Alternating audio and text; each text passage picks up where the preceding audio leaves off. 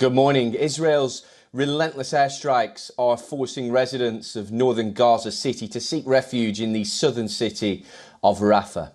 With supplies running critically low due to a total blockade, the situation is reaching breaking point. Since the surprise attack by Palestinian Hamas militants on southern Israel, both sides have suffered devastating losses. According to the UN, desperate Palestinians in Gaza burst into aid centres after more than 3 weeks of siege and bombardment. This as Israel escalated ground operations in the Hamas-run territory.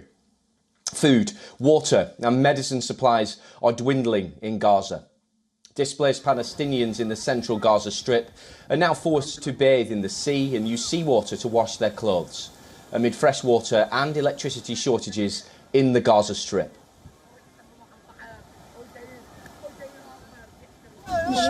ولا يوجد لنا مي حتى نشرب نفس الشيء ولا غسالات وانا نزلت اليوم اغسل البحر اذا لقيت اسبوع بغسل البحر.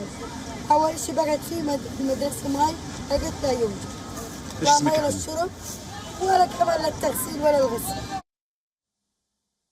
Meanwhile, a Gaza medic also said with the communication blackout, ambulances have to look for smoke rising in the air to locate the sites of Israeli strikes.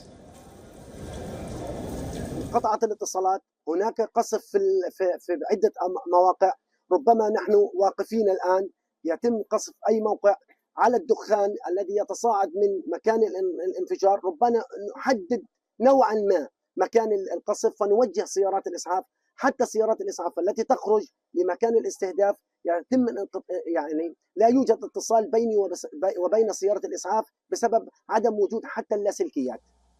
The continuous airstrikes that pounded Hamas targets displaced several families in Gaza. Footage released by the Palestinian Red Crescent Society showed Palestinian families bedding down for the night outside a hospital. The PRCS said it received warnings from Israeli authorities to immediately evacuate the Al-Quds hospital. Displaced Palestinians staying in tents in Gaza's Khan Yunis have described dire conditions of living.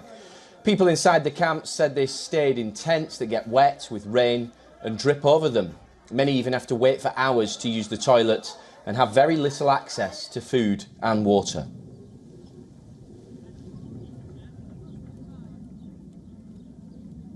أتمنى من الله يعني ربنا يحن علينا وتوقف هالحرب. تبهدلنا كثير، احنا مش حمل اللي بصير فينا. جد احنا مش حمل، يعني اللي بصير أكثر من طاقتنا، أكبر من طاقتنا. إجبال بتتحملوش، إجبال بتتحملش اللي احنا عايشينه. يعني أقول لك احنا وصلنا لمرحلة نقول يا ريت ضلينا غاد وقعت الضر علينا وموتنا وارتحنا. حياتنا عذاب عذاب عذاب، الحمام دور 3 ساعات تقعد عليه، الطفل زي هذا بقدر يصبر 3 ساعات يستنى دور حمام. بقدر يصبر على خبزة، أنا من امبارح فيش خبز عندي.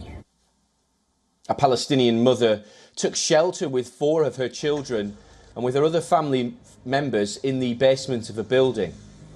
This after her entire family was displaced from Khan Yunis. She and other relatives had been living close to the border with Israel and had moved deeper into the city. She lost a son in a previous Gaza war but refused to move to a safer place.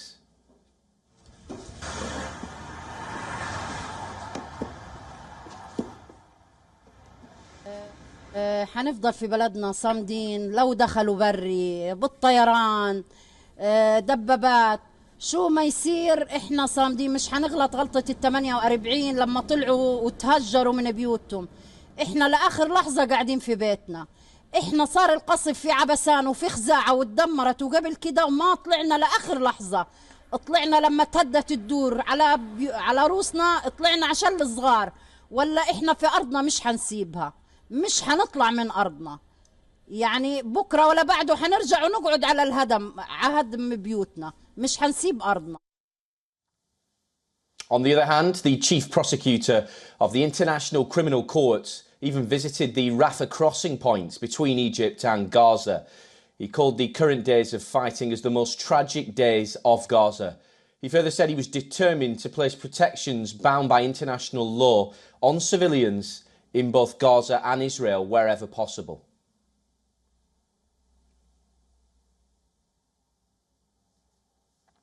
Well, for more on this, we're joined by Mohammed Najib, a journalist and war correspondent and a security analyst, joining us live this morning. Many thanks for joining us, Mohammed. We are seeing some quite dire and shocking scenes continuing on our screens from Gaza, and there is seeming no end to this bombardment from Israel. Give us your assessment of the situation at the moment and whether the international community is going to continue to stand by and watch these scenes unfold.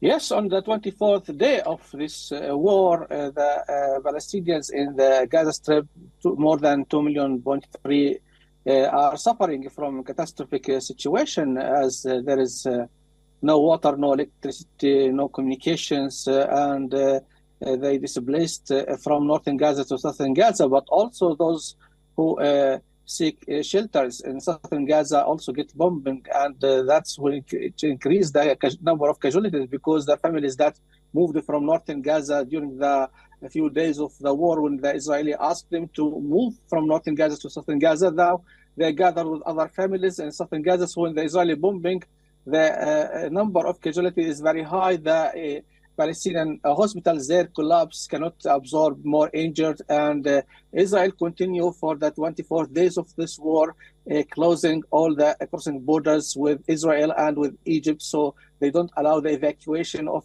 injured to be treated in the Egyptian hospitals or the West Bank hospitals, and the food and supplies and medicine supplies that allow to enter to Gaza are very limited right now, so they need more than this. They live without water, without electricity, without houses, without medicines, and with the disconnection of the landline, cellular communications, as well as internet, the Palestinian who get injured cannot call the ambulances to come to take them to the hospital, and the ambulances itself cannot identify where is the bombing was to go to that area to rescue.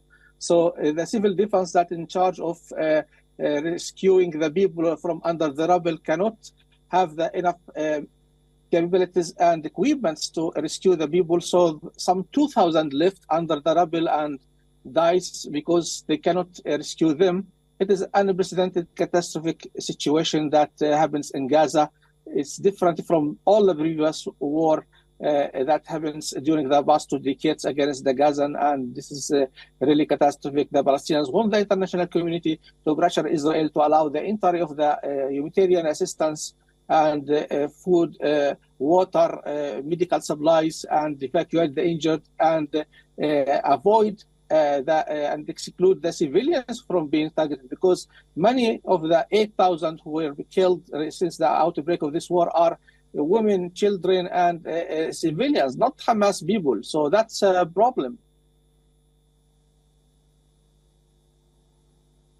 And of course, you're joining us live from the West Bank this morning here in London. And I wanted to ask you about this wider threat of this war spreading further into the Middle East. Obviously, the situation in Gaza is extreme at the moment, but what are your thoughts on the potential of this war increasing and drawing in more people in the Middle East?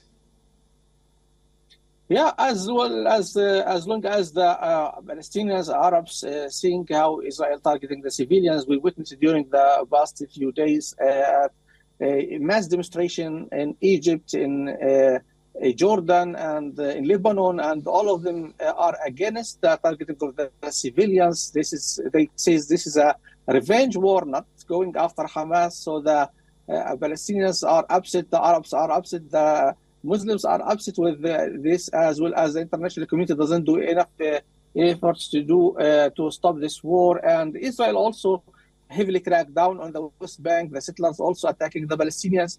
So in the north also there is tension. Hezbollah says they wouldn't allow Israel to destroy the Gaza Strip. So if they went on the ground incursion, then Hezbollah will enter this battle against Israel. And also the Iranians warned from that. The Americans sent their fleets and warships to the area and Marines to Israel. So the escalation happens from the Israeli side, from the Americans, and the exchange of threats is taking place, and no one can predict how things will develop, but the certain issue that Israel is determined to continue its operation against the Gazan, and the world is watching the humanitarian catastrophe in Gaza against the civilians, and this is enough to justify the join of other groups like Hezbollah or others, because they say we try to stop the massacre against the civilians in Gaza. It's not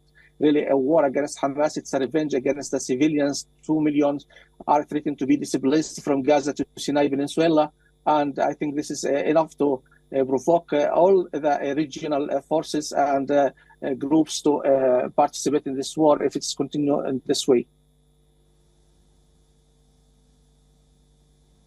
Well, let's hope we reach a ceasefire soon. Mohammed Najib, a journalist, war correspondent and security analyst, joining us live there from Ramallah in the West Bank. Many thanks for your insight. Thank you.